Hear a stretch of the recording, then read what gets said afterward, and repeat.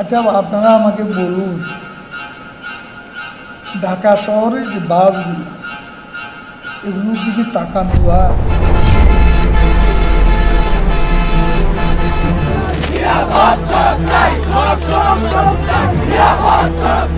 30 টাকা ভাড়া নেন, ভাড়া হয়েছে 20 টাকা, আর অরিজিনাল ভাড়া এখন ভাড়া নেন আমরা 30 টাকা। দেশের পরিবহন খাতে অরাজকতার মূল হোতা কে কিংবা কারা? উত্তর খুঁজতে গেলে যাদের নাম আসে, এনা পরিবহনের মালিক খন্দকার এনায়েতুল্লাহ তাদের মধ্যে সবচেয়ে বড় নামগুলোর একটি। এনায়েতুল্লাহর একারই রয়েছে অন্তত 700 বাস। এগুলোর দাম আনুমানিক 2000 কোটি টাকার উপরে। তবে শুধু বাসের মালিকানা নয়, অভিযোগ রয়েছে ঢাকার বিভিন্ন রুট থেকে এনায়েত ও পরিবহন খাতে তার সহযোগীরা প্রতিদিন অন্তত 2 কোটি টাকার বেশি চাঁদা আদায় করেন। সারা দেশের সুবিশাল পরিবহন খাতকে হাতের মুঠোয় রাখতে এনায়েত গড়ে তুলেছেন তেমনই বিরাট একটি চক্র। আওয়ামী লীগ এবং এর অঙ্গ সংগঠনের নেতা, মন্ত্রী এবং পুলিশের ঊর্ধ্বতন কর্মকর্তাদের প্রতি মাসে দিতেন বিরাট অঙ্কের টাকা। বিনিময়ে প্রকাশ্যে চাঁদাবাজি, ঢাকার প্রতিটি বাস টার্মিনাল থেকে শুরু করে রাস্তা পর্যন্ত দখল, সবই করেছেন তিনি। আয়ের এই বিপুল টাকা থেকে হাজার হাজার কোটি টাকা পাচারের অভিযোগ উঠেছে তার বিরুদ্ধে। অভিযোগ রয়েছে রাজনৈতিক ইস্যুতে ঊর্ধ্বতন পুলিশ কর্মকর্তাদের সাথে বাস পোড়ানোর রফা দফাও করতেন এই এনায়েতুল্লাহ। পরিবহন খাতে এনায়েতুল্লাহর উত্থানের শুরুটা 1991 সালে।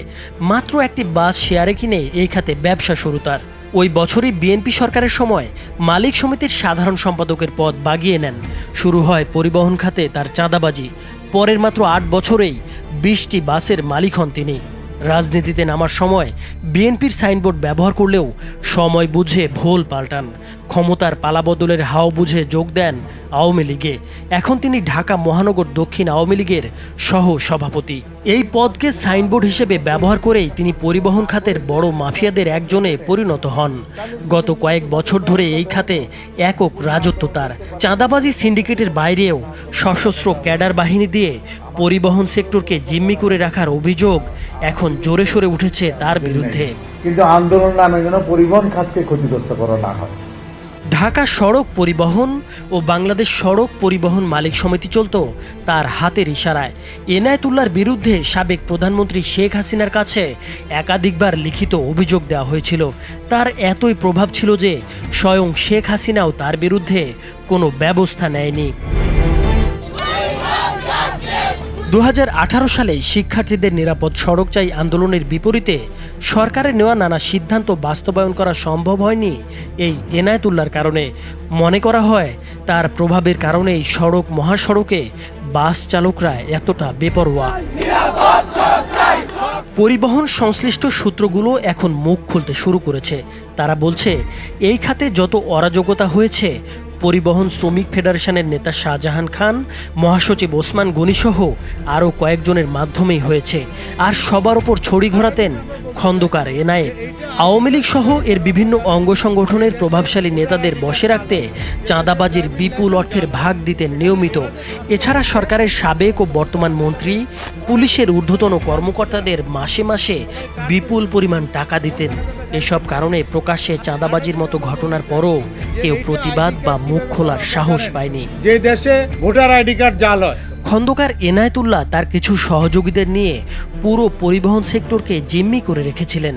ঢাকার প্রতিটি বাস টার্মিনালই তাদের নিয়ন্ত্রণে। এছাড়া সারা দেশের বাস, মিনিবাস, ট্রাক, কাভার্ড ভ্যান মালিক সমিতির কাছ থেকেও চাঁদাবাজি করতেন বলেও অভিযোগ উঠেছে এখন।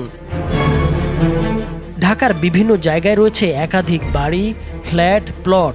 ঢাকাসহ দেশের বিভিন্ন জায়গায় রয়েছে শত কোটি টাকার জমি। বিভিন্ন রুটে জমি কিনে তৈরি করেছেন এনা পরিবহনের শতাধিক কাউন্টার। ময়মনসিংহের ভালুকায় 75 বিঘা জমির উপর এনা ফুডস কোম্পানি ও তার পাশে রয়েছে আরও 150 বিঘা জমি। পূর্বাচল 300 ফিট রাস্তার পাশে প্রায় 100 বিঘা জমি। সিলেট কদমতলী বাস টার্মিনালে এনা পরিবহনের নিজস্ব টার্মিনাল। মহাখালীতে নিজস্ব জমিতে এনা পরিবহনের অফিস। কক্সবাজার ও কুয়াকাটাতে আবাসিক হোটেল। মালয়েশিয়া, কানাডা ও আমেরিকায় রয়েছে সেকেন্ড হোম। অভিজাত এসব বাড়ি কিনতে তার শত শত কোটি টাকা খরচ হয়েছে। এনায়েতুল্লাহর ঘনিষ্ঠজনরা বলেছেন, চতুর এই নেতা সর্বশেষ 1 দশকে 1000 কোটি টাকা বিদেশে পাচার করেছেন। নিজের ও পরিবারের সদস্য ছাড়াও এনায়েত তার বন্ধু বান্ধব, আত্মীয় স্বজন ও কাছের মানুষের নামে ফ্ল্যাট, প্লট, গাড়ি বাড়ি, ব্যাংক অ্যাকাউন্ট, বিদেশে ব্যবসা প্রতিষ্ঠান গড়ে তুলেছেন। দিয়ে করাইছি ওয়েল্ডিং করে দেওয়ার পর দেখা গেল ড্রাইভাররা ওটাকে ভেঙে ফেলে। গত 15 বছর বিরোধী রাজনৈতিক দলগুলো থেকে হরতাল অবরোধ ডাকা হলে সেসব দিনে বাস চলবে বলে ঘোষণা দিতেন তিনি। অন্যদিকে ঢাকায় বিএনপি কিংবা বিরোধী কোনো রাজনৈতিক দলের সমাবেশ ডাকা হলে নেতাকর্মীরা যেন সেসব সমাবেশে যোগ দিতে ঢাকায় আসতে না পারেন, সেজন্য সব ধরনের পরিবহন বন্ধ রাখার নির্দেশ আসতো তার কাছ থেকেই। 2020 সালের শুরুতে এনায়েতুল্লাহর বিরুদ্ধে আনুষ্ঠানিক অনুসন্ধান শুরু করে দুদক। তবে এখন পর্যন্ত দৃশ্যমান অগ্রগতির কোনো খবর নেই, কোনো ব্যবস্থাও নিতে দেখা যায়নি। হাসিনা সরকারের পতনের আগেই খন্দকার এনায়েতুল্লাহ দেশের বাইরে পালিয়ে গেছেন। সেটা এখন যাচাই বাছা হচ্ছে। বর্তমানে এনা পরিবহন নামে কোনো বাস সড়কে চলাফেরা না করলেও নাম বদল করে অন্য নামে এসব বাস চলাচল করার চেষ্টা চলছে বলে জানিয়েছেন পরিবহন সংশ্লিষ্টরা। নাইমুর হোসেন, মাছরাঙা টেলিভিশন।